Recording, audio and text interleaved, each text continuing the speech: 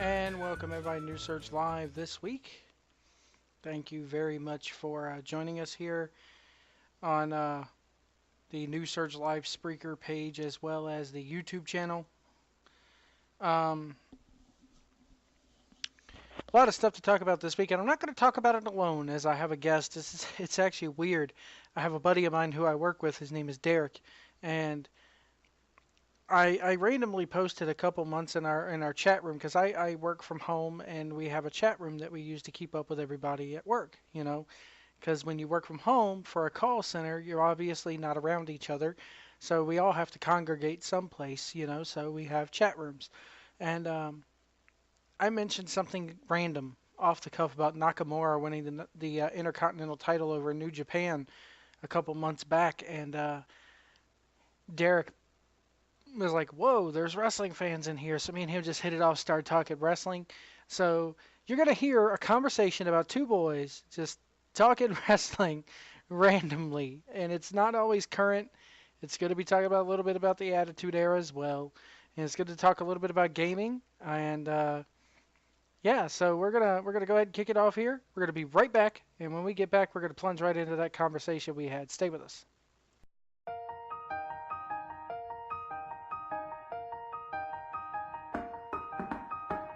Do you want to watch some wrestling? Just got the network for $10. We can relive the good old days, that 90s craze, back when it didn't suck. It used to be so awesome, and now it's lame. The difference is just so stark. Do you want to watch some wrestling? Maybe World Championship Wrestling. I'm more of a TNA guy. Okay, Mark.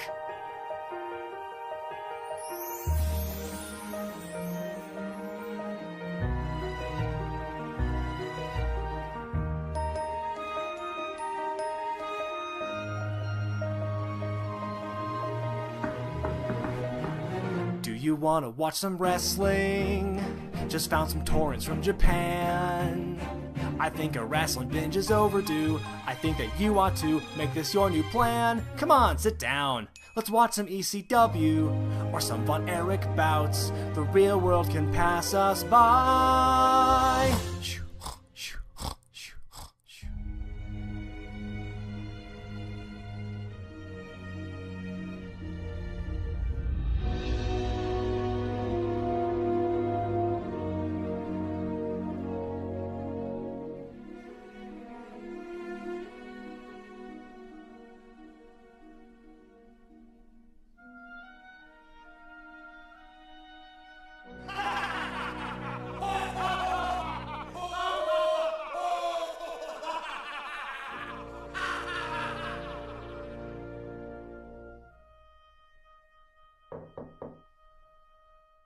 Hey, I know it's silly. My fascination is intense. They say it's fake, and yeah, I know that's true. I know most plots and feuds don't make much sense. It's only entertainment. It's not life or death. So why do they say it's bad?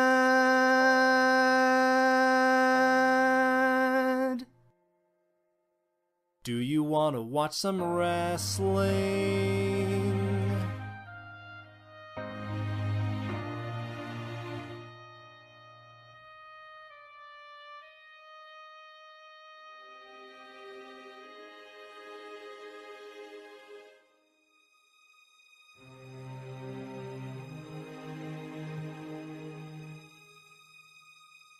And welcome back, everybody, to New Surge Live, right here on, well, we're not on the network just yet, but we're working towards getting back on 1640.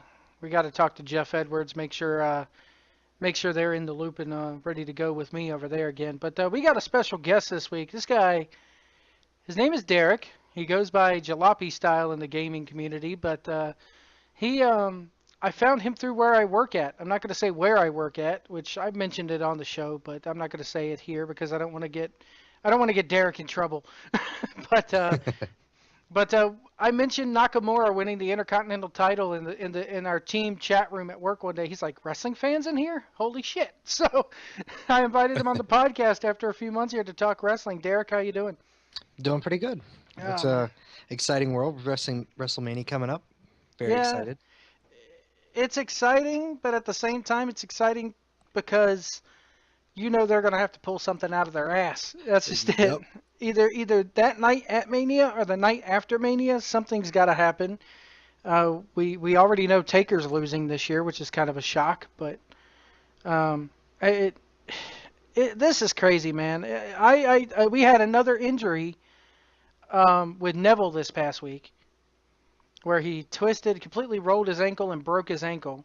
He's going to not be a part of WrestleMania, which I don't. I mean, big deal. He's not going to be in the Andre the Giant Battle Royal, but but what are your thoughts on all these injuries that have been taking place here lately?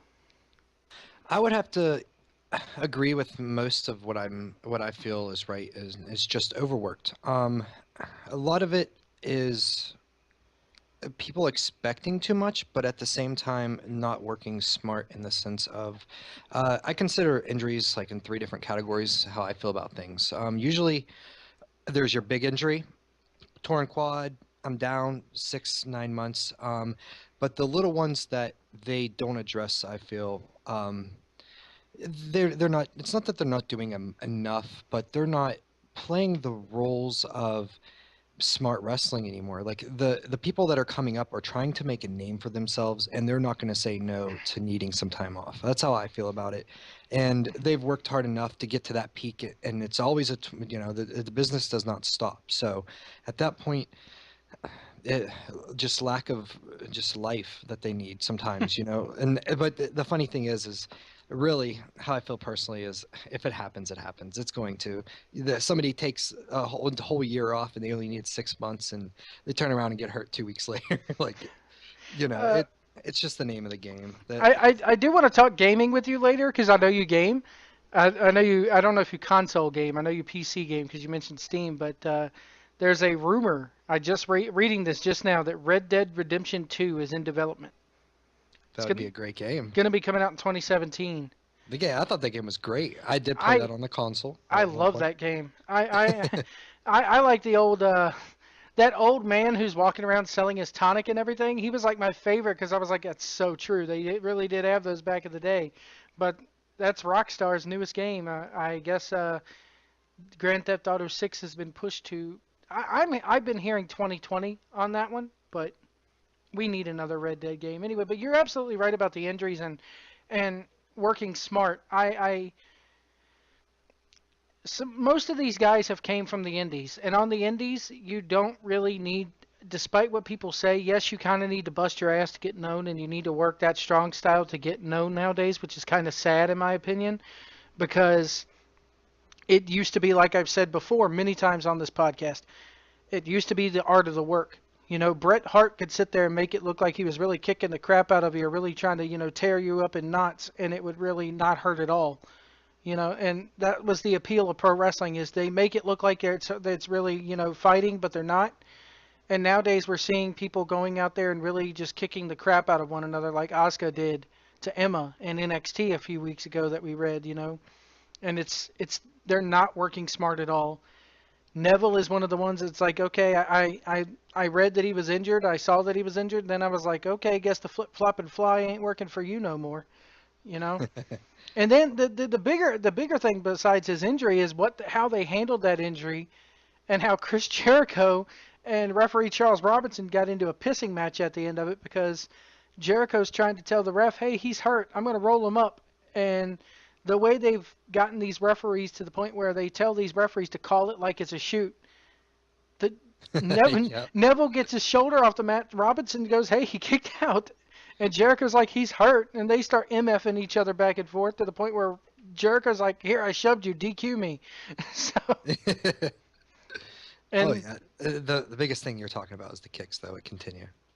they kick pads only help you so much, you know? And it's just on the indie scene. I don't know if you ever heard of him, because I don't know if you watch TNA or not, but Trevor Lee, he does a move. In fact, I believe I believe that the New Day have started doing this to some of them too. The guy could be on the outside and Trevor Lee's up on the apron and he just runs across the apron and full on kicks the guy in the face. And there was a spot a couple of weeks back where he was wrestling. I believe it was Roy Wilkins, that guy who he just had that incredible hour and 45-minute match with at CWF Mid Atlantic. Go look that match on YouTube if you haven't seen it, folks. It's awesome. But he did. I've seen him do that spot to people, and it literally busts their eyelids wide open because it's just way too stiff, and they need to work smart. Now, you were mentioning something off air about toughness in wrestling. How can we sit there? How do you think that them acting tough and being tough correlates with them working smart? More stomping mud holes is your answer. Yeah, oh yeah. Like it's simple. Like why do we need to kick you in your shoulders, causing separations, stingers? Like me personally, when I was younger, if you punch me in my shoulder, I almost drop to my knees because it instantly stings, and I'm gonna live with that the rest of my life. All because I went head to head with somebody in contact football when I was younger. So I couldn't imagine doing this every night. I would love to. That was kind of a dream when I was growing up, but um, things change. Hey, but I just missed the kind of what we were talking about before, where it was a simple concept, where Stone Cold versus Road Dogg, like we just said, it didn't matter if you knew Stone Cold, maybe DX is going to beat him up, something's coming, or Road Dogg's just going to lose maybe. But man, did they put on a match. It was a slobber knocker, but it wasn't like I need to kick you on your knees in the head. Like, don't get me wrong, I love Daniel Bryan, but some of those kicks, all those kicks are unneeded, except for if that's like what I call your place where you're about to, every you get the crowd going yes, yes, yes for every kick. That's some of that's different. But like the New Day thing, like when they tag in and they come around and they're going round and round, tagging each other in like that. That's smart working. Like Mhm. a brutal beatdown's happening, but they're just stomping on his chest at that point. It has to be almost like an open hand kind of thing Oh with yeah. stomps. But to me, I enjoy that. That's better than hey, I need to dive through the ropes and crack my head off the person in the first row. Like it doesn't have to be like that. Or that's of course Neville. Like personally with him, that's just a bad call. Like he just it freak accident. Like he slid underneath, and I'm double jointing my ankles. I roll my ankles all the time. It just seemed like that's what he did, and instead of sliding, his foot got grabbed traction, and so at that point I wouldn't hold it, especially after all the crazy spots he pulls out. But just smart. I don't mean it by brawling, not like you were saying on the past Raw where Reigns and him, that I love. I love to sell Reigns. That's the only way I can feel that he can have it.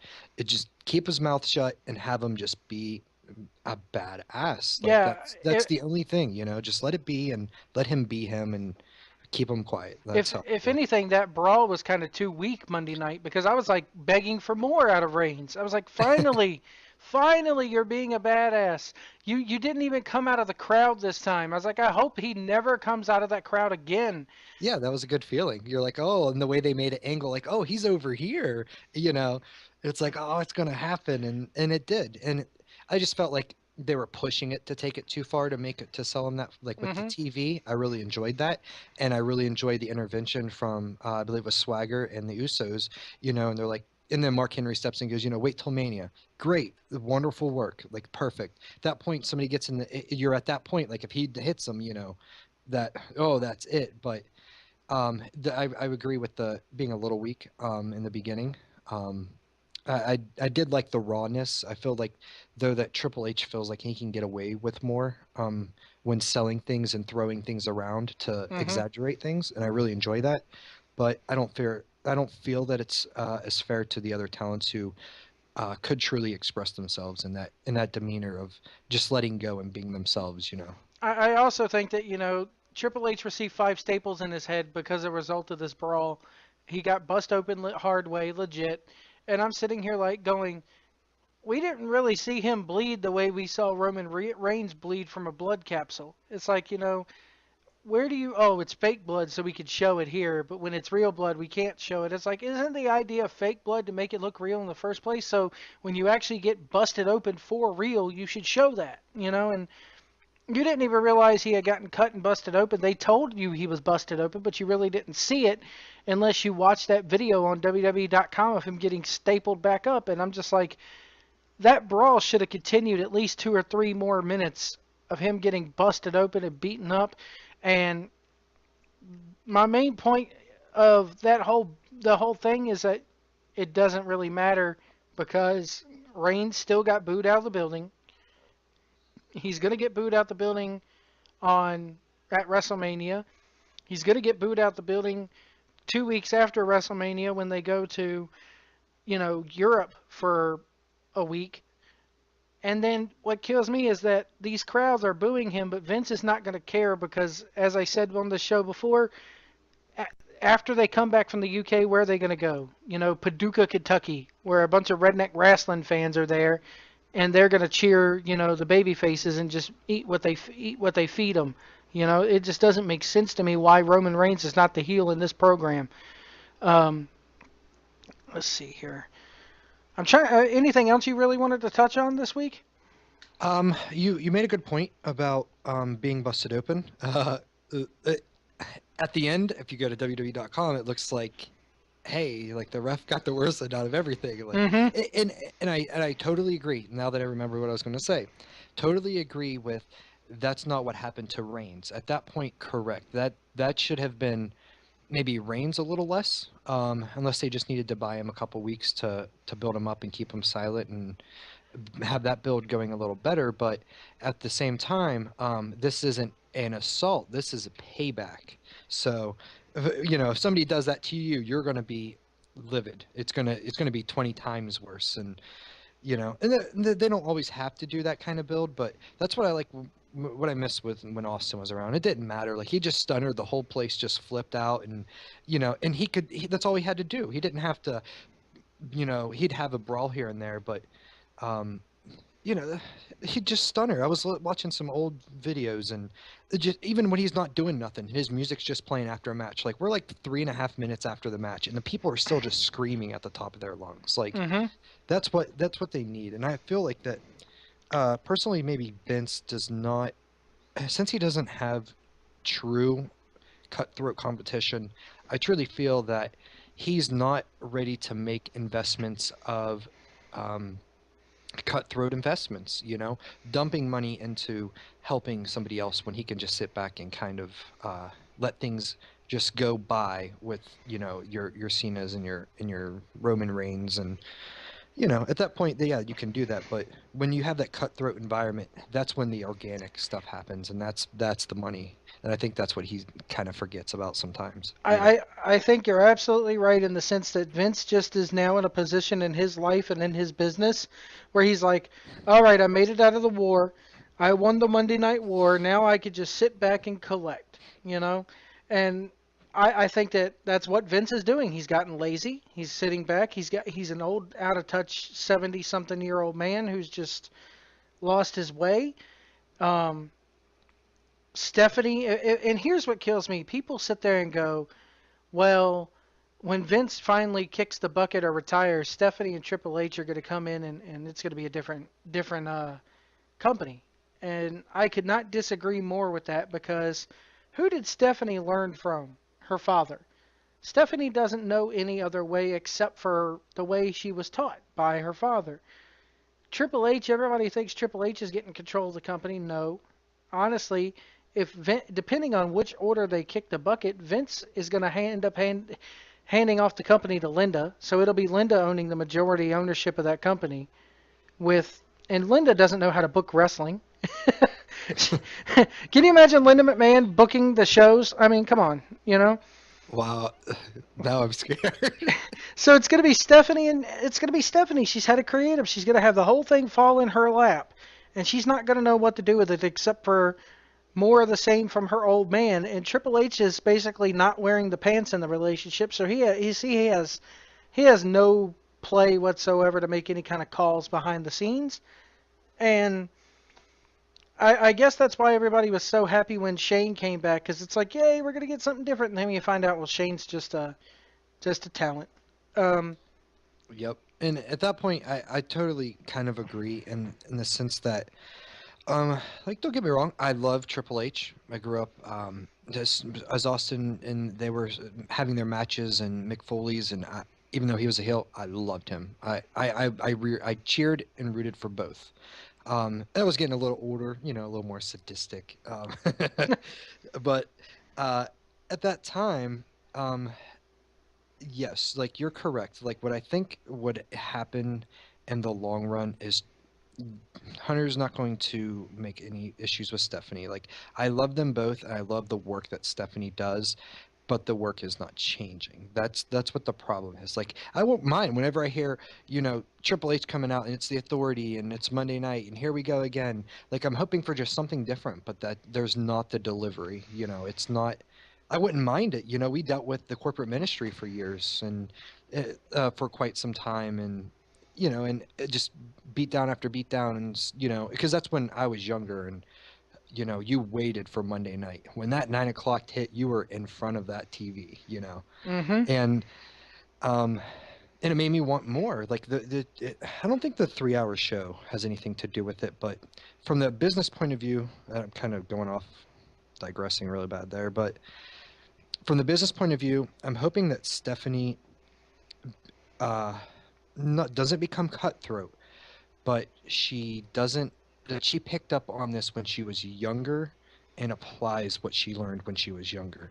I mean, during the Helmsley era and them getting together, you know, they were awesome. They were an awesome couple. You loved to hate that couple.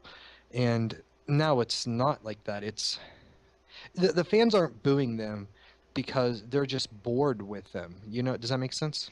Yeah, it's kind of like, hey, we don't want to see you no more. It's the Roman Reigns analogy. We Exactly. don't hate Yeah. you because you're a heel. We hate you because we're sick of seeing you, and we don't want you on our TV. You know, it's X Pac heat. You know. Yeah, it is, and that's what it's becoming. And that's what I don't like. You know, it's not. You're not exactly. You're not booing them because, you know, oh, I can't believe you did that. It's like I can't believe you're still here. Like in a bad way. Like Xbox, you got it. That's exactly what it is. I never even thought about that, but you nailed it right there. I and then there's talk of a brand split happening. You know, they're saying Shane's going to get Raw, quote unquote. Shane's going to get Raw. Stephanie will get SmackDown, and Triple H will be regated to NXT. And I'm like, that makes no sense because Triple H and Stephanie are married. So unless you throw in something like Triple H is not allowed to appear on Raw or SmackDown, what else could you do there? Otherwise, she's just going to be like, all right, come on up here, honey. Join me on SmackDown, you know? And it's really tricky because with NXT, Triple H plays a baby face there anyway. And they got this Takeover Dallas special happening 2 days before Mania. You know Triple H is going to be there and do some kind of welcome thing like he did in Brooklyn and in the UK and all that. And I'm just like, you mean to tell me he's going to come on TV, play a baby face, and then 2 days later he's in the main event of WrestleMania as a heel? Yep. Wasn't he like beaten into like some? He got so beat down, then turn around like on Wednesday he was like there for NXT or something Mm-hmm. like that, like as a face. I think that just happened recently too. It just makes no sense whatsoever. But NXT is like it's a separate brand, you know. It's like if I'm Pepsi, I don't, Pepsi doesn't cross with Mountain Dew at all. Even though they're under the same umbrella, they don't cross at all. But in wrestling, it just makes total. The casual fan is not watching NXT. Let's face it, they're not. Little Johnny who watches John Cena on Monday nights is not tuning into the WWE network. Probably doesn't even have the network. So it's crazy how they think that they could cross over the fans and get them to blend together and watch everything, and it's just not happening. Yeah, I have to agree. Um, I want to talk a little bit about gaming. What are you playing this time? What's if we were to come over to your house and game, what would we play? I would buy personally. I would buy you a copy. Lately, don't don't take it the wrong way. Tabletop Simulator. I've been playing. Really? It's the coolest thing ever. I've been loving it. It's very addicting. And the reason why that is it's never ending. It's literally a sandbox tabletop game. I can download many different games. Like 1 minute, I can click a couple buttons, boom, there's Jumanji, boom, there's Clue. You want to play chess, we can do that. And then all these other amazing great games that these other people are creating with the power that they have to do that. And one of my favorite games that I became addicted to is called Secret Hitler. Let me tell you about that game. It is awesome. And it's so interactive, and the whole time I'm just having conversations, and you're trying to get people to not believe you if you're like this person, and it's manipulative, and I loved it, and I've probably put over 100 hours into it very quickly, and that's been one of my favorites. One's pretty much recently. I've been playing a lot of the new H1Z1. I played a lot of DayZ, but I'm kind of catching up on the games that I didn't have time for before. I'm now kind of behind a little bit, but I'm now getting into The Evil Within. Awesome game, awesome concept. I'm really into that. Um, and then, unfortunately, my silent addiction that I don't speak of, League of Legends. Oh man. Uh, I need help. Somebody help. That game, you love to hate that game. If you're not really good, then you know inside that you hate that game. But you, I'll tell you, I'm just as bad. Like the game that I love to hate is StarCraft. Like oh, there I we go. love StarCraft. StarCraft 2 is good, but I love to this day I'll pop in the old StarCraft 1 battle chest and just play that. By myself, just play through the campaign. Because it's one of those games that you can always go back to if you're bored. Oh, same with me, Diablo 2. I'll play that game for the rest of my life if I Man, could. this tabletop simulator looks crazy. Yeah, and it's you can make whatever you want, and it's super like easy to use. And they make things great. So it's all the fun without the hassle of like you can bring all the cards together by one key and shuffle them all and things like that. So it's all the fun that you would have actually doing it without like all the pain of digging it out and actually getting everybody to sit down. You Yeah. just pop in and let's play a game. You guys ready? Let's go. The only thing I could see that I hate about this is that if you wanted to play for somebody with somebody online, they have to have the program too. And I mean, I guess it's just like any other console game. If you want to play Mario Kart with your friend, they gotta have Mario Kart too. But Well, correct. they're Yeah. And then selling you join off each other pretty much, correct. they're selling like this thing on Steam for like a 4 pack. Why would you want to buy this when packs of four? Because that's me, and sometimes I just want my friends to play too. And even though I love my friends, they might not be like some are in college, so they're not just gonna be like, oh, here's $20 for a game. I'll go out of my way and buy some for me and my friends so we can have some fun. I'm kind of that friend. You This know. chess Now, thing. Do they have Monopoly on this? oh yeah, there's the new Fallout Monopoly. Oh my God. Yeah, any like versions they have them. Like I was playing like Simpsons Clue, and it's legit. You just pass cards around and deal them, and you put some in the folder. And I'm just I missed out a lot on that when I was younger, just by not having much people to play with. So I've always wanted to play Dungeons and Dragons, never got to. I can have somebody sit down and teach me the game and play with me. That's what's neat. And then we don't have to get together on Friday night to do it. We can just, hey, listen, you got time? Let's sit down and play, you know. I might have to buy this tomorrow when I get paid. Because I mean, it's like do they have Hungry Hungry Hippo? No, but they might That actually. would be That I don't know. badass. They have like a little mini golf table on a huge like rectangle table, and you can like flick the ball and get into a hole. It's neat. Like and the things that they're coming up with, you can play. You know what I could see this leading to is them cracking down, cracking down on online gambling with this. Because this is Yeah, going to lead to online gambling huge. I can already see it. it's an entire table. Like you can sit down and play legit poker. I mean, if you wanted to, I mean, I that could I yeah. could see people, doing servers with this, and then all of a sudden saying, "Hey, here comes it's poker tournament." I'm waiting for. Oh, I'm sorry. You have the Game of Life on here. That's copywritten by us and other weird things like that. That's what I'm Well, expecting. I mean, the thing is, though, the game of life, you could turn it into like the game of death or something like that. Same concept, like Monopoly. You wouldn't believe how many Monopoly clones are out there. It's the same thing. There's people out there who make like if you go into a college bookstore, you'll see collegeopoly based on that college. Like Virginia Tech has their Virginia Techopoly, you know? Right. For football or something, Yeah, and it's not. Exactly. It doesn't have the Monopoly guy on it. It doesn't have anything having to do with Parker Brothers on it. I think it's still or Hasbro, whoever's doing it now. It's their version of it, but it's a parody basically is what it is. So as long as you don't have the Monopoly logo or anything on there, you could get away with it. Just say it's a parody. Has anybody done the Star Wars chess game on this thing? That's what I'm wondering. There are what is that called? X Flight or something like that. There's a Hmm. game that's almost a ripoff of something else, but I believe so. Like the Secret Hitler game. They created it's called Secret Trump.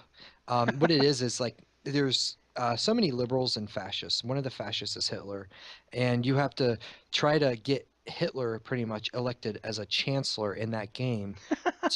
And you go around the table, everybody votes who the president is. The president selects the chancellor. So if you get on a fascist, you're going to try to sell that you want this person to be selected chancellor pretty much so far into the game. And you just have to manipulate your way into making people think that you're a good person. And they turn that around into like Secret Trump, where there's Democrats and Republicans, Oh, and jeez. as the fascist is like Trump is like the Hitler, and then there's like Bush and some other ones. They have the Star Wars version, which is what is it called? Secret Jar Jar Binks, and he's Oh just like God. he's like the Hitler, just as goofy, and it's just endless. The options to play whatever you want is completely endless, and there's a lot of content. Um, I buy a lot of games. There is not a lot of games that I say that I got my money's worth, to So be honest. here's what I'm wondering. You pay 19.99 to use this, and then do you have to buy all the downloadable content from Steam, or is it Everything's with it. free? Yeah, it's all just in the workshop. It's called the workshop, and you go in, you type in a game or something like that, and there's the like Risk, and there's like 100 different versions of Risk maybe, and never played Risk in my life. Never had anybody to play with it. One of the funnest games I ever played. That's what I like about it. I'm getting a chance to play all these fun board games that I know I would have loved with my friends now. And they might not be with me, some halfway across the country, even some people I don't know. Hey, I don't know you, but let's play a game and having fun, you know. That's what I miss. Like it's that quality content of when you're like maybe sitting down playing a game of cards, and it's what you make it, where you're Mm-hmm. just laughing and having fun, and what I call, where I'm from in West Virginia, BS, and that's what you get to get. That interaction is what I miss, and I love to just. I guess I fell into more of the multiplayer games, and um, I'm like I said, I'm that friend. Like if I want to play H1Z1, hey guys, I love this game. Oh, I'm not gonna get it. Boop, bing, here's a copy. Like let's come on, Yeah. let's go. No excuse now. I'll be honest with you. The console market, even the PC market nowadays, is so overrun with first-person shooters that it's nice to see something as basic as this show up. And because I can't stand first-person shooters, I can't play them. I never been good at them. I can't sit there and if I can't see the guy that I'm controlling, it drives me nuts. Like my stepson will sit there and play zombies Call of Duty all day long, and I'm just like, how do you play that crap? It's the same game no matter whether it's Call of Duty or Rainbow Six or whatever it is you're putting in Call of Duty. When I was growing up, it was Medal of Honor. Medal of Honor was the huge first-person shooter. If you didn't have Medal of Honor, man, people were sitting there calling you, all kinds of names if you didn't have Medal of Honor back in the day. But it's nice to see people getting back to basics while playing online. But I could totally see gambling coming out of this. Oh yeah, to me, it's just all I want to do is have fun. That's all it is, and I found fun in that game, and it's what you make it really, and that's what and you get a good group of friends around, and you're just having fun and being silly. And you don't even have to take it serious. I had the most fun in probably years, especially just maybe in life or with any game, with two people I'd never met in my life on that game. Literally for 4 hours, we tried to play a game and we were just being so reckless and we were having so much fun and people coming and going and just questioning what we were doing, and it was we 4 hours of not even playing a game, Yeah, and we had that much fun. the Like, one thing I saw in the video was people turning the table over, and I'm just like, why would you do that? You yeah, know, you can turn that off to let others do it. But it's just like if you win in like a game of chess, you're like checkmate, boom, flip the table. flip I'm the out. table over, drop the mic, and walk away. Exactly. Um, golly, they announced Sting is retiring. He's probably going to announce that at his Hall of Fame speech. That's crazy. One match, one little bitty tag. He was supposed to fight. There was a big rumor saying that he was supposed to be fighting Taker this year. And then once he got injured, Vince backed off of it. And that's just sad to me to see that his last match is going to be a tag match or a match on Raw, I think it was, with Seth Rollins. That's crazy. Oh man, Yeah, I feel terrible for that whole thing. I mean, just and another I would, injury. yeah, I mean, at that point, I would rather him never have wrestled at all, to be honest. Yeah, he could have came back, done the Hall of Fame, done a match with Taker, and that would have been it. I would Cause have accepted that absolutely. Even if he would have lost, it would have been like if they could have just built up who he was, besides TNA and how they, just like to ignore everything there. But they have plenty of footage of all his days and how great he was. Like at that point, just have that one match and sell it. I know that they wanted to probably milk him a little more, but um, I'm just surprised that he did it.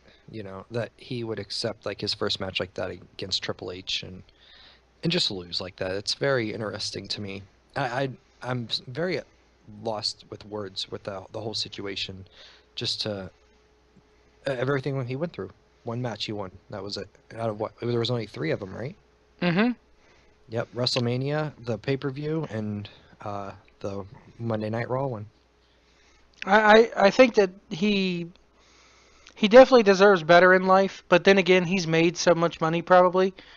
You know, there there was something, like there was something on that Edge and Christian show on the network. I saw a video blurb of it on Twitter where they were like, "Will WWE talk about it?" And they spin a wheel and it comes up to the place that AJ Styles worked between 2002 and 2014, and he's like, AJ is standing there with them, and it's weird to see AJ standing next to Edge and Christian, even though he's wrestled Christian before. But he's like, "Will WWE talk about it?" And Edge and Christian just bust out laughing, and they cut to a picture of Test and Albert, and they put TNA on the across of it. And Edge and Christian are laughing like, "No, they're never going to talk about that. Are you crazy?" I And it's think I think I caught that clip on Twitter and or something like that they posted, and I never caught the TNA thing. I didn't even think about it. I don't yeah, know why. they put the T and then it's not an and, it's like the little and symbol, and then A with the pic, Test and Albert. And I was like, they're never, just like with Sting, they're never going to acknowledge that Sting wrestled actually for 10 years after WCW closed. They're, over 10 years. And it's literally those 10 years wrestling in a crappy promotion like TNA that he'll be probably most remembered for now to the smart fan like you and me, but to the casual fan who's never really seen Sting in the ring, they got to go watch the network now to see him wrestle, unless WWE ends up buying TNA and puts that library on the network, But Sting definitely deserves better than what he's gotten. Oh man, I couldn't agree more. let me Absolutely. see here. Trying to think here what else we could talk about. There's not really a whole lot of wrestling news this week to talk about. Hogan, what do you make of the whole Hogan versus Gawker trial? Have you been keeping up with that at all? Yes and no. I'm the nitpicker. Like, not enough to be like to care. I'll be honest. Never was a fan of Hogan too Neither much. was I. Loved his work. I didn't probably become interested in wrestling as, oh my gosh, I love this until right after WrestleMania 14. So as a fan, I never, even as my father would watch it, I never cared. I was too busy beating up on GI Joes and my Jurassic Park toys and stuff like that. And then it is like I lost my father when I was young, so it kind of was like something that I started to watch. It's just like a something to I guess hang on, and I was like, oh my gosh, and basically I always say I was raised by Stone Cold after that, like, and and it was such a guilty pleasure, but I never was a fan of Hogan. I loved his NWO work. Now, when I was older, but when I was younger, I wasn't too much of a WCW person because I was edgy and, Well, not only that, you're from the northern part of West Virginia, like right? You say, I mean, you're 40 minutes away from Pittsburgh, I think you told me. So that part of the country was all New York. You know, that's all yep. you guys watched. I grew up here in Virginia, and where Richmond was crazy because you can watch. You know, we would go to watch WCW Saturday nights, and we'd also get Superstars. And back in the day, back in the early part of the days, you could, have WCW and WWE or F back then. You know, we got the syndicated WWE Superstar show, and plus we got, cable came along, and we got WCW. A lot of people up north did not have WCW to watch, or nor did they care about it every week, because they had Vince McMahon's product, and that's what they were loyal to. When I was a kid, it's crazy for me because I liked WWE over WCW. And to this day, I hate living in the South because to this day, I hate when somebody calls it wrestling. It just makes it sound so cheap and just carnivalesque, which I know that's where it started at, but still, we've evolved from that. And I, uh, I'm with you, man. 98 was when I first picked it back up again. I've been watching since 91. Like my very first moment in wrestling was the funeral parlor segment where they had Undertaker come out and attack Ultimate Warrior, and Oh, he locks Ultimate Warrior in the casket, and Paul Bearer walks off with the key to the casket.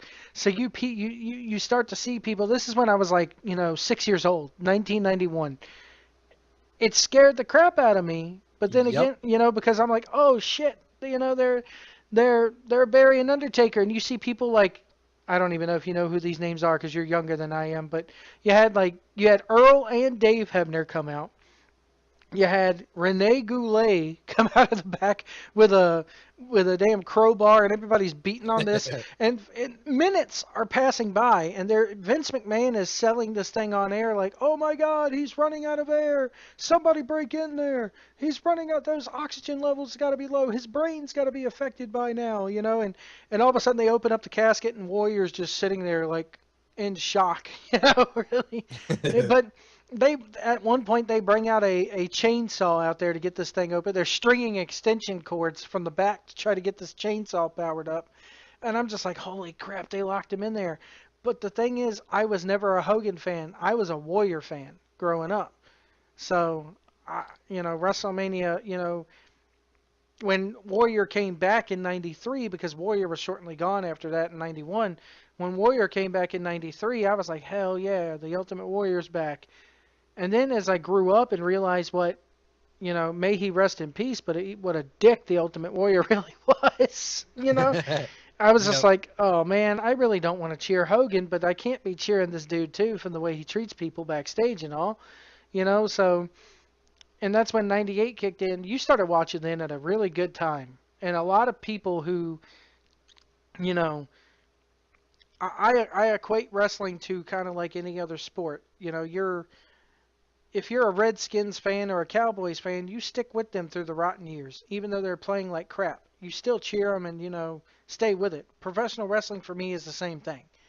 I will never quit watching professional wrestling, no matter how stupid it gets, no matter how old I am. I got a 6-year-old son who loves it, and it's weird now when my son looks at me. I had to finally tell him it was fake because he was going to school trying to hit kids.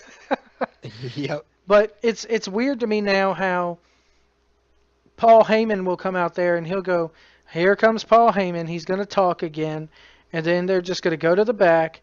And he goes, and then the Usos are going to come out and they're just going to have a match.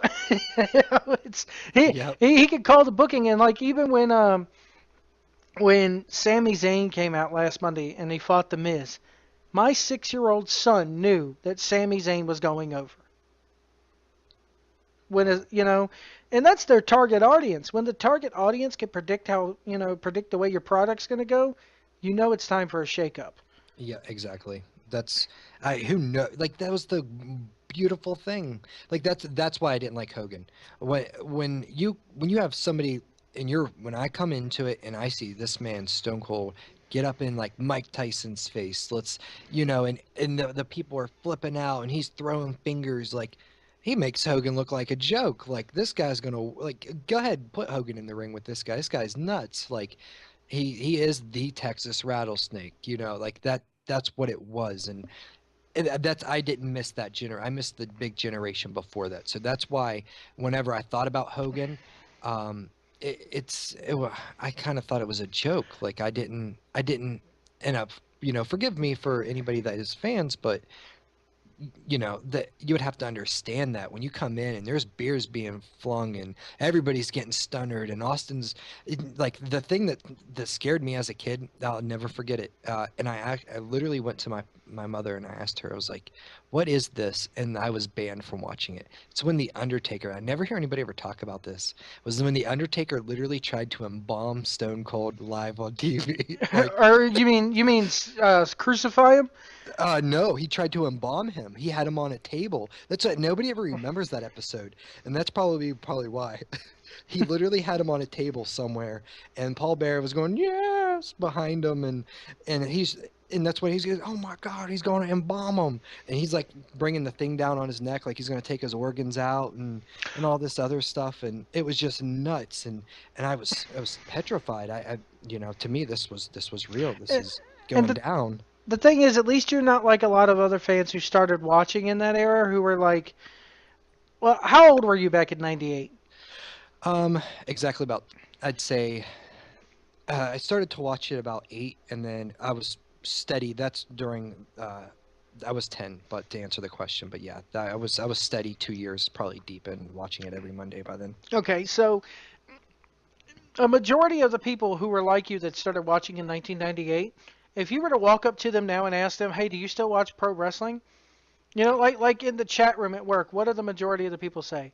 Oh, we watched when Stone Cold was around or Hulk Hogan back in the olden days. But what the common fan will tell you, once they started bringing in the other company and WCW started getting involved, I thought it was boring and I quit watching. That's Yeah, a, like my friends that they don't, literally have no more friends that really I can talk to about with it. That's why we kind of hit it off at work there, and um, I do. I know exactly what you mean. My one friend, like he doesn't know. He used to watch it religiously too. He completely forgot about it. As soon as pretty much Austin left. That was his calling. And he didn't like when he came back when he was doing like the Kurt Angle stuff and they were having fun, and that was more entertaining for me. But like the only thing I hear is like my random friends go, "I'm gonna put you in a crab leg, Dean Malenko style." I'm like, what? And we have fun with that, but that's about all I get out of it. Like you're absolutely right. You know, that oh, I don't watch that anymore, and it's not even anything bad because they know how good it was.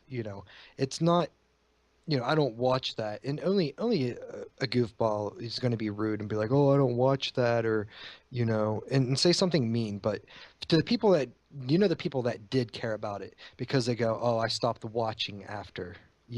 There's I did until something, but either nobody somebody has never watched it, or if they did, oh yeah, I watched it up until maybe WCW was bought, um, or such and such.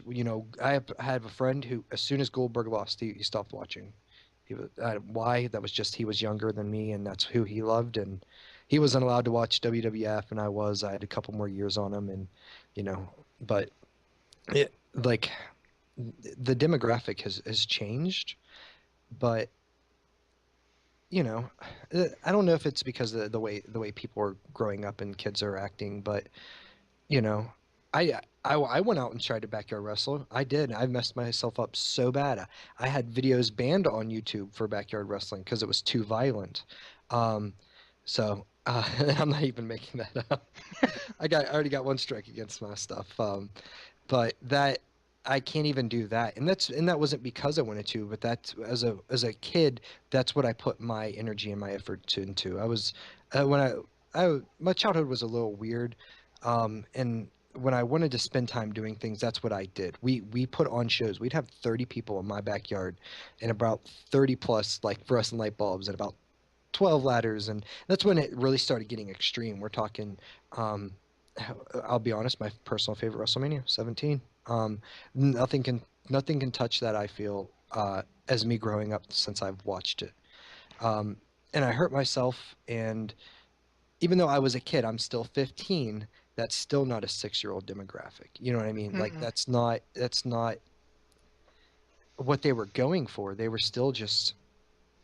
It's such a weird thing to See, talk about, to see it change like that. it's crazy because like when you first started, they were going for, let's see, you're what, 27?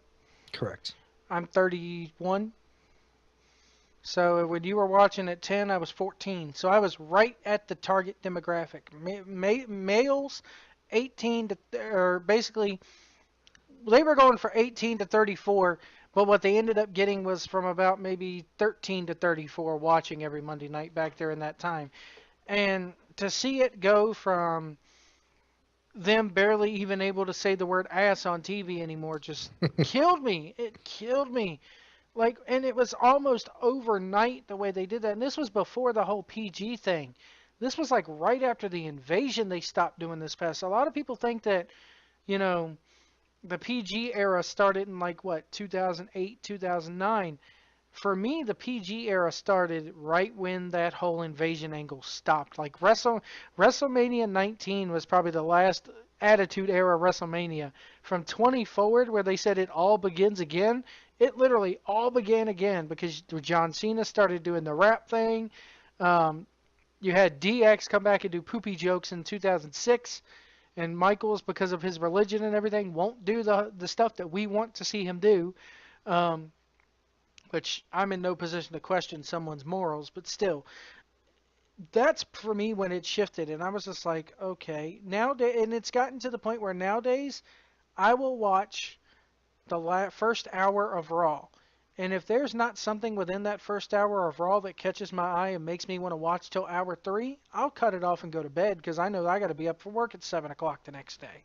You know, I do. it's crazy, and I'm telling you, man, the Monday after Mania, something big has got to happen. And I said it the last 2 years, the crowd is gonna, boo and cheer who they want to boo and cheer, not who Vince wants them to boo and cheer. And Vince is just sitting back going, okay, all we got to do is make it through the next 2 months, and the Monday after the European tour, like I said, we're gonna be in Podunk, Alabama, and the casual fans will return, and I'll be rid of the Smarks for the season. And they're going to go right back to doing the same thing unless Vince pulls his head out of his ass and does something big, something huge. What that is, I have no idea. I don't think it's even Shane McMahon. I don't think it's a brand split. I don't know. I don't think that the I love the brand split idea. It's a great time to have it to bring up some youngers and whatnot, but Hmm. at the same time, I don't think it would work at all. And I'll tell you why. Because at that moment, when you have such a product going downhill, I'm going to be honest, I probably haven't watched a full episode of SmackDown in like, uh, I'd probably say 2.5 years. The I'm with you on that one. The first time I watched SmackDown in about 2 years was when AJ Styles debuted. And it was Yeah, only that segment that I watched, and then I'd immediately deleted it off the DVR. The only reason why I DVR SmackDown every week is for my son to watch. That's it. right. And there's, because he enjoys it, he follows it wholeheartedly, and Hmm. I For imagine, now. and well, right, until he becomes a smart. Oh my gosh, Owens is, as they call it, Owens is feeding. He's he's not even, and that comes, but what with the brand split though, you're gonna have no, you're gonna have way too much fight back from that. Like, I think that the SmackDown was great, and that's only because they had amazing talents. Like, I believe Eddie Guerrero helped carry that. I believe JBL helped carry that. The Undertaker.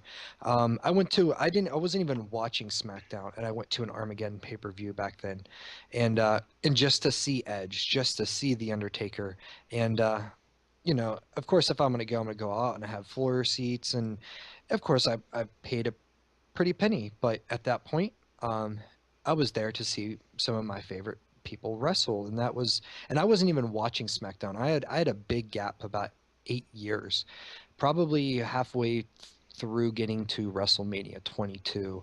And then I probably watched right after. I randomly watched like WrestleMania 29 for the sake of it, and I was like, I like relapsed, like I couldn't help it. And ever since then, I'm hooked again, and I feel really bad that I missed a lot of that gap. I mean, I tuned in You're not here the and only there. one. You're not the only one. Like Really? I said, you're right in there with those people that stopped watching for that whole entire brand split era where it was you had Kurt Angle ruling SmackDown and Triple H ruling Raw, and then never the two shall meet. You know, and you're absolutely right because that brand split did a huge thing. It introduced us to people like JBL, Eddie Guerrero, Chris Benoit was on Raw, but Batista would have never gotten a shot if he wasn't on, SmackDown I would later agree on. 100%. Absolutely. Uh, I I, mean, and that's what was great about it.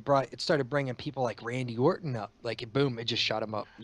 Evolution. Like, here we go. Like, this is awesome, and other things like that. But it, I didn't know about what was going down on SmackDown because I watched Raw. So you have a disconnect, but just the SmackDown is not what it and was. for me, they really screwed the pooch when they did the two titles. Like SmackDown has to have a title and Raw has to have a title, because to me it's like, okay, you can do the brand split and treat Raw and SmackDown like the old school territories were back in the day.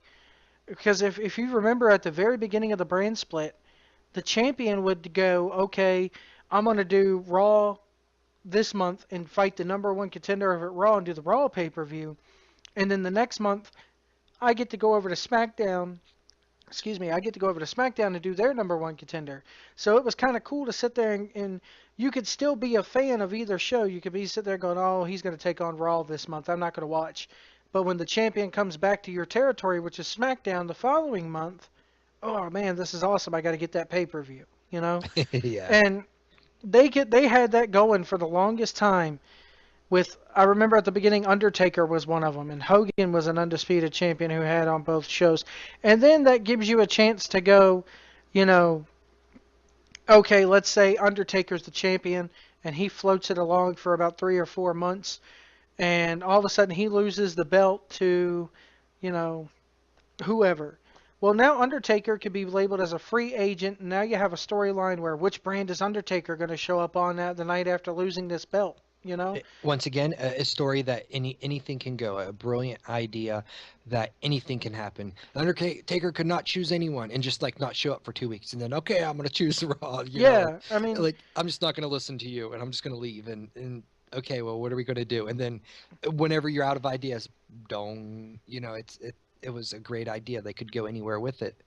and Um, and WrestleMania could be the only time of the year like it used to be where you see the two collide. You know, they did that at WrestleMania 20, I believe, when they had Undertaker. They did Brock Lesnar and Goldberg, which totally got shat on because both of them left. But if they would have done that with if both of those guys would have stayed and the crowd knew they were staying, again, you got a New York smart crowd who knew the business and everything, and if those two stayed in WWE for about another year, that match would have been great. And then you have your interpromotional matches,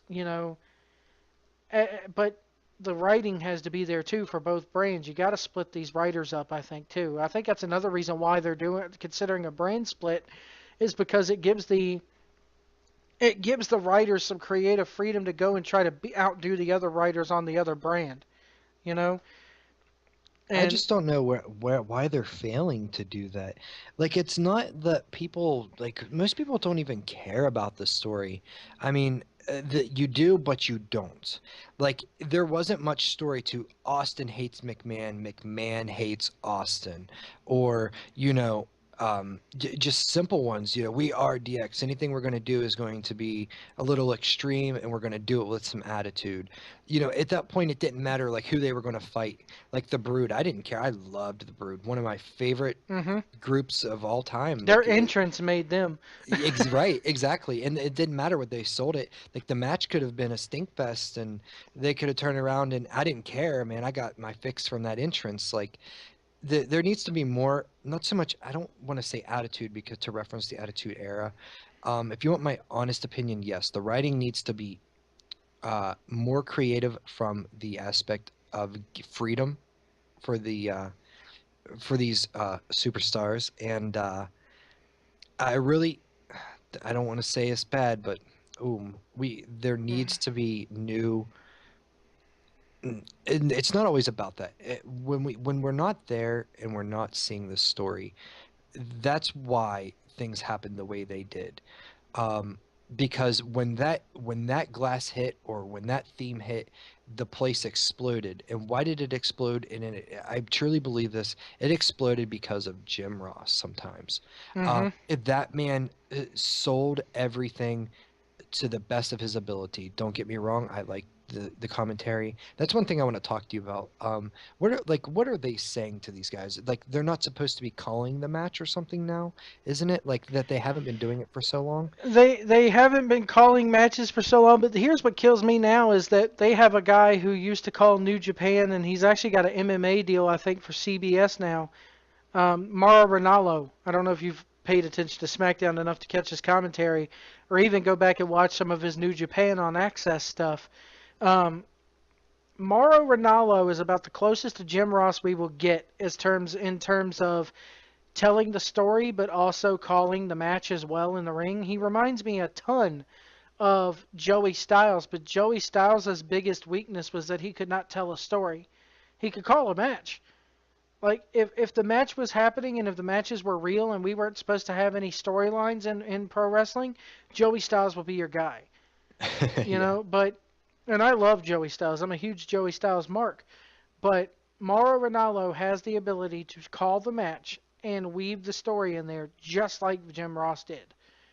Um, they let him call the pre-show match on the last pay-per-view, and I'm just like, Michael Cole, if you don't start playing some politicking, this dude's coming for your job within the next 10 years. And and it's and that's what I'm saying. That's where everybody's at though. Like it's not about always. I feel that it's not about, oh, it's it's the writing. Like yes, but who's telling this story that they're writing? And it because like Austin used to talk about. They go out there, they'd stink the joint up all the time. I love when he says that. You're like, we could put on the worst match ever, but ratings through the roof still. They could they could botch everything, and he goes, "Oh my God, almost got his head taken off, got the best of him there." You just don't feel it. You well, don't feel it in their trying to tell that story. And yes, sorry, Mr. Cole, but you got to step aside. You were part of the problem, I feel. not only that, And it's the fact that Vince is in the headsets too. yeah, It like, is all it? boils down to people don't realize they blame the writers, which yes they have something to do with it, but the writers are writing for Vince. There is one man at the head of the table who has to be, who's everybody has to please, and it's Vince. Vince Yep. has people don't realize. Yes, Stephanie's head of creative, but Vince has final say in everything that goes on in that company, from the opening credit sequence to the price of T-shirts at the house shows. Vince has his mark all over everything, and And you're right. That's why I was literally watching that shoot the pipe bomb from CM Punk, uh, like about I'd say about 2 weeks ago, and that's what he like, and that's how I feel. That's how I've always felt ever since the product has gone down. He's like something about glad hands, stroking your ego. Like, is it that they're afraid that they're going to say the wrong thing, or like I wonder what he's telling them in there. Like, are they not? Because I know there's something weird, or that somebody said something about it, but where they're not supposed to talk about the match at all, like at all. Like they're supposed to be like, oh, oh, did you know that, there's a amazing match going on in the ring, and they're still talking about Roman Reigns. Back in the day, this is usually or literally they're if I can. plugging or they're plugging the damn network, telling you what you could watch of days gone by. Yeah. JR would be like, I came out here earlier and something, something, something. We're going to see what's going to go down here later on tonight. But right now, it was about what's going on right now, Hmm. not living And the whole they show would, off somebody that nobody even wants. and they had a real good point of, and I don't know, it was because Vince McMahon probably wasn't in JR's ear totally back in the day, but if you go back to 98, 99, they had a good habit of, yeah, Austin is here. We know he's here. He's in the back with a Zamboni and You he's got tearing it. up shit. But Yeah. they Right? can have a match in the ring, and the ring they'll be calling it, Gangrel with a hip toss, blah blah blah. There's no love lost between Gangrel and Edge and Christian or whatever, or Gangrel, Edge and Christian the Hardys, and oh look, here's a twist of fate from Matt Hardy, and then they'd pepper in a low point of the match during a rest hold. The guy could have him in a headlock, and he'd look over and go, King, can you imagine what Austin's gonna do with that Zamboni? It's Yep. little That's what hints it like that, was. and then it was right back to the match. Here's a hip toss, blah blah blah blah blah. You know. And that's what's happening. Like Neville's doing amazing flips in the rings and flopping all around all over the place and doing amazing spots and they're still ranting about something that was like not even that interesting. Like in the beginning of the show, like 2 hours ago, and I'm thinking like, what are you going on about? Like, what Or are you even or you talking got about? these damn recaps. Every Yeah. other it's like every 15 minutes we got to be reminded of the opening segment of the show. Yep, which was boring. It's that's the problem. When they recapped it, you were lit up again. Like in an hour. That was one of my favorite feelings as a kid. That is such nostalgia that comes with it. Whenever you've seen that 10 o'clock marker hit on the bottom right hand corner, like you're like, all right, it's about to go down in this Mhm. next hour. And when it flipped from like the 9 to 10, 10 to 11, when as soon as you seen that, or the feeling that you got from the end of the show when you seen that, you're like, oh, that is it. And but I guess you kind of get what I'm saying with like, Yeah, and it's who's telling the story. And they're not even utilizing this network well either. they're not. WCW back in the day used to go, all right, Flair and them, they're still fighting in the ring, Flair and Hogan, but we're gonna keep the cameras rolling till next week. Good night, and it would go off the air with them still fighting, and you're just like, holy shit, we got to catch out. We got to check out WCW Saturday Night. Well, WCW Saturday Night wasn't going to tell you what happened. They tell you, hey, if you want to see what happened, tune in to Nitro. So you had to tune in the following week to see what's going on. But with the advent of the network, they could totally have Triple H and Roman Reigns brawling at the end of that show last week. And they would have been like, hey, we ran out of time on USA, but switch over to the WWE network and we'll show, there's more here. There's more happening. We're going to keep our cameras rolling. And that gets you subscriptions. And that There's your gets you replays viewers. right there.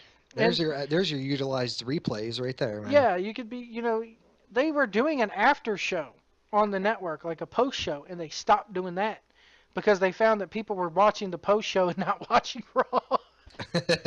So that's why they stopped that. But anyway, it's getting on an hour here. Um, I haven't had dinner yet, so I'm going to go eat.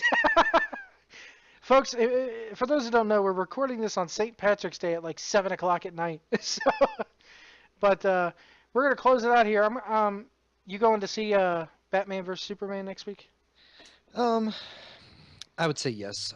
Whether it's going to be next week, like that's kind of just Oh, how man. things have been going. I might have to just wait until it dies down. That's all. That's why I'm kind of iffy on this tabletop simulator, because while I really want to get it, that $20 is my Batman vs. Superman opening night tickets. Maybe I'll buy you a coffee. Dude, if you want to buy me a copy, go ahead. I ain't gonna say no to free shit. I don't care. But anyway, they I'm kind of curious to see how the next few months in comic book movies overall go, because it's an exciting time to be a nerd, so to speak. But I have already told I had requested the 25th off at work so that I could go to the midnight release on the 24th and not have to worry about getting up early the next day. And then they ended up scheduling me it off, and I'm like, yes. So Nice. tomorrow when I get paid, it's gonna be buy my Batman vs Superman tickets and then sit on my fat ass and watch Daredevil season 2 all day and play video games. So it's awesome. But Derek, thanks for coming on. If for those who want to follow you, where can people find you on social media? Anywhere. Most of my little handles are jalopy style. It's just something that I like, that I've always gone by. Anything pretty much youtube.com/jalopy style, or just message me on Twitter sometime at twitter.com/jalopy style. I'm not very big on self-promotion, so, but thank Yeah. you.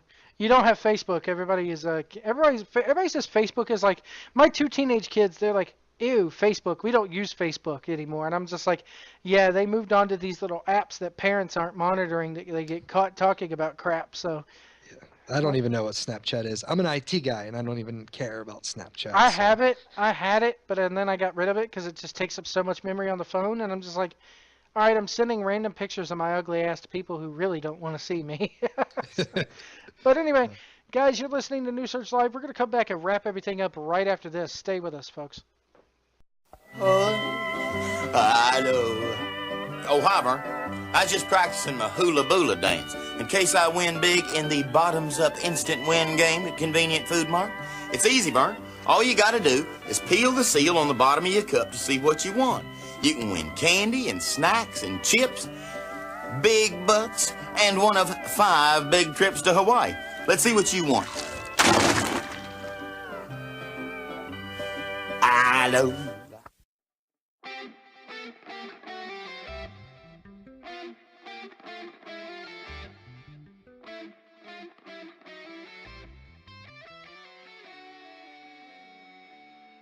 And that's going to about do it for this edition of New Search Live. We'd like to thank you all for listening.